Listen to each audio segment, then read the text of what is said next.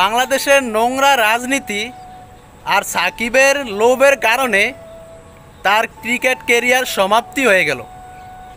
একজন বিশ্বসেরা অলরাউন্ডারকে আমরা অনেক বেশি মিস করব। একজন অভিজ্ঞ প্লেয়ার আমাদের ক্রিকেটের বাংলাদেশ ক্রিকেটের জন্য অনেক বেশি গুরুত্বপূর্ণ ছিল, কিন্তু বাংলাদেশের নোংরা রাজনীতির কারণে তার ক্রিকেটটা এখানেই সমাপ্তি হয়ে গেল। বাংলাদেশ ক্রিকেটে এমন একটা আইন চালু করা হোক যে কেউ ক্রিকেট থেকে অবসর নেওয়ার আগ পর্যন্ত কোনো রাজনীতির সাথে জড়িত হতে পারবে না।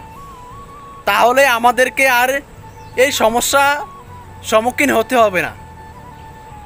একজন সাকিব আল হাসান একজন অলরাউন্ডারদের আমাদের ক্রিকেটে কতটা প্রয়োজন ছিল, যারা ক্রিকেট দেখে তারা খুব ভালো করেই জানে। বাংলাদেশের নোংরা রাজনীতির কারণে আজকে আমাদের এই অবস্থা।